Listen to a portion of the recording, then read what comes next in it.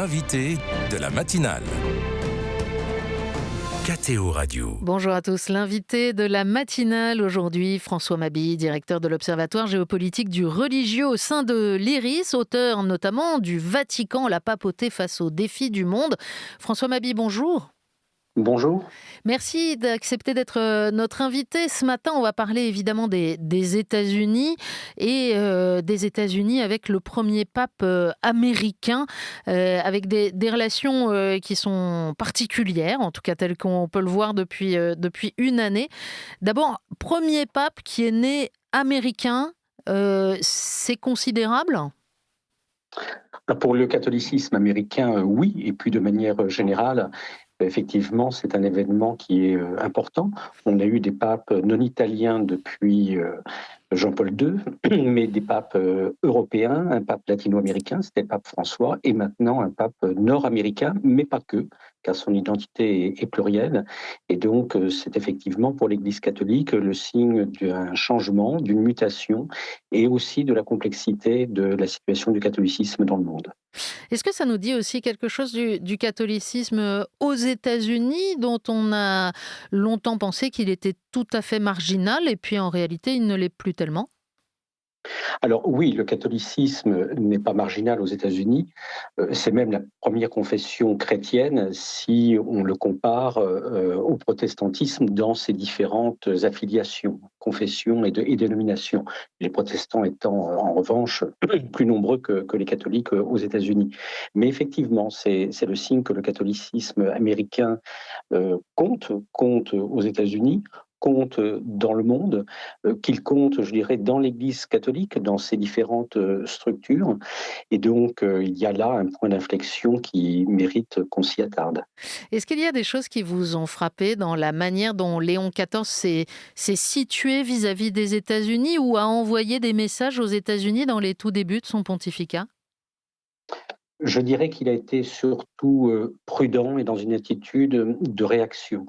Pourquoi de réaction ? Tout simplement parce qu'il a été élu dans un contexte que l'on connaît, qui est celui du retour de Trump au pouvoir, avec une ambition qui peut paraître démesurée, en tout état de cause, une capacité à créer du désordre et à ne pas respecter les codes internationaux, les codes de la diplomatie. Alors cela a concerné un ensemble d'États, cela a concerné la France comme d'autres États, et ça a aussi concerné le Saint-Siège lorsqu'il y a eu la polémique entre le pape et le Trump concernant la guerre en Iran. Et donc, on a pu voir que tout au long de cette première année, le pape marquait sa différence ou rappelait un certain nombre d'attendus de la doctrine sociale de l'Église sur des points qui font polémique aux États-Unis, mais il l'a fait dans son style, c'est-à-dire des rappels discrets mais fermes et des rappels qui ont été tout de même, j'allais dire, crescendo jusqu'à cette dispute publique à laquelle on a assisté. Alors, on se rappelle, pour ceux qui ont pas suivi ça heure par heure, que le président Trump est allé jusqu'à dire qu'il n'était pas très satisfait de ce pape qui lui semblait pas du tout bien, et que, interrogé par la presse dans l'avion qui le menait en Afrique, le pape a répondu en quelque sorte qu'il ne rentrerait pas dans une polémique, qu'il n'avait pas peur et qu'il continuerait à proclamer l'évangile. Exactement. Et si vous voulez, en disant cela, vous situez très bien la situation. Trump dit qu'il n'est pas satisfait du pape. Depuis quand un chef d'État peut-il se permettre de dire cela ? On voit bien la démesure du personnage. Et puis la réaction du pape, comme je le disais, elle se situe en fait dans un crescendo. Et ces prises de position sont d'autant plus difficiles à contester qu'elles sont finalement très mesurées. Vous voyez, si vous prenez la question des migrants, le pape a rappelé, lorsqu'il était interrogé sur ce sujet, et plus particulièrement sur la politique américaine à l'égard des migrants, qu'un État était un État souverain et donc avait le droit d'avoir une politique migratoire et que ses frontières pouvaient être protégées. Et là, le pape Léon, qui est un juriste, rappelle effectivement le droit international. Et il a raison. Et il ajoute à cela que, bien évidemment, les migrants ont des droits et que ces droits doivent être respectés. Et lorsqu'il s'est rendu en Afrique, il a rappelé également qu'il y avait une responsabilité des États d'origine à protéger leur population et à faire en sorte que leur population vive bien sur leur territoire et que les populations qui migraient le faisaient souvent contre leur gré, parce que Mmh. les gouvernements au pouvoir ne respectaient pas leurs droits. Et vous voyez, le fait de rappeler ces différents principes font que la position du pape, qui est conforme à la doctrine sociale de l'Église, est extrêmement mesurée et en même temps inattaquable sur le plan du droit et je dirais de l'éthique. Avec, peut-être un petit clin d'œil dans le fait de se rendre précisément le 4 juillet à Lampedusa, là où le pape François avait commencé sa prédication sur, l'accueil des migrants, au début de son pontificat? Oui, effectivement, il y a différents clins d'œil que le pape Léon a dressés. Il y a celui que vous mentionnez et qui est effectivement tout à fait significatif, symbolique. Il y a aussi le fait qu'il a nommé évêque, un évêque auxiliaire de Washington qui est né au Salvador, mais qui est entré illégalement aux États-Unis en 1990 avant de devenir américain. Et vous voyez, là aussi, c'est une façon de dire on peut être migrant et être en mesure de totalement s'intégrer dans la culture d'un pays et de respecter les lois. Et là encore, il y a bien évidemment un aspect très symbolique dans cette nomination de Monseigneur Ayala. Il y a quelque chose qui peut brouiller un peu quand même le paysage, c'est le fait qu'autour du président Trump, il y a des grandes figures catholiques. On pense évidemment au vice-président J.D. Vance ou encore au secrétaire d'État Marco Rubio, qui ont eu des attitudes assez singulières là aussi vis-à-vis du Vatican et vis-à-vis du pape. Oui, alors d'abord le catholicisme nord-américain est pluriel et les 2 personnes que vous citez, sont effectivement, très situées dans les différents courants, catholiques. Je dirais que J.D. Vance, qui est celui que l'on a tous, en tête, a presque davantage une culture, évangélique qu'une culture catholique et ses prises de position, notamment sur les thématiques de la charité, de l'aide ou de l'amour du prochain, manifestaient bien que, il ne maîtrise pas encore, ça viendra peut-être, les codes de la culture catholique, Mais qu'il de ne fait, maîtrise c'est un pas. converti du C'est protestantisme un converti, pentecôtiste. tout à fait, exactement. Et on sent qu'il a encore ces manières de faire. Vous savez, le pentecôtisme est également très individualiste, hein. Chaque croyant, finalement, se fait peu ou prou son propre théologien. Ça ne fonctionne pas comme ça dans l'Église catholique, voilà. Où il y a, voilà, de nombreuses facultés de théologie, il y a un régime intellectuel spécifique.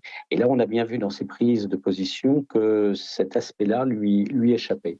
Depuis, il a fait en quelque sorte amende honorable. Il y a de manière récurrente dans les prises de parole du pape Léon XIV une invitation à la paix et une dénonciation des logiques de puissance. C'est vraiment une voix américaine, états-unienne tout à fait alternative par rapport à son pays d'origine. Oui, et là, si vous voulez, on a la convergence de 2 aspects. Le premier, c'est que depuis, assez longtemps, depuis des décennies, l'Église catholique, se prononce en faveur du droit international pour la légitime défense armée, mais contre les guerres d'agression. Et donc lorsque le pape Léon dénonce ces logiques de puissance et les guerres d'agression, il a commencé par le faire à l'encontre de la Russie, il se situe dans le prolongement de l'évolution de cette doctrine sociale de l'Église catholique, on va dire depuis Vatican II et même sans doute, un peu avant. Et en même temps, il est vrai que sa voix a d'autant plus d'importance que le contexte géopolitique, qui est celui qui prévaut depuis son élection, a changé. Et donc, vous voyez, lorsque le pape François est élu en 2013, les thématiques internationales sont différentes. La question de l'environnement est, je dirais, dans l'agenda de, tous les pays. La question des migrants est également très forte. 12, 13 ans plus tard, bien évidemment, ces questions demeurent, mais d'autres questions ont pris une importance accrue. Et du coup, les prises de position du pape prennent un relief encore plus important. Sa défense du multilatéralisme, de la nécessité d'un concert des nations, est-ce que c'est quelque chose qui peut avoir un écho aujourd'hui aux États-Unis? Disons que, pour reprendre votre expression, c'est une voie alternative et donc on voit bien dans certains des sondages ou les enquêtes qui ont paru depuis maintenant 2 ou 3 mois aux États-Unis que cette voie commence quand même à porter. Je dirais que le pape agit un peu comme un lanceur d'alerte déjà à l'égard des catholiques et des catholiques nord-américains en leur disant: Attention, on sait que ceux-ci ont voté à 54% pour Trump lors des dernières élections. Attention à ce que dans votre appartenance catholique, l'appartenance nationale ne l'emporte pas sur l'appartenance catholique, c'est-à-dire sur cette visée de l'universalisme qui est au cœur de la foi chrétienne.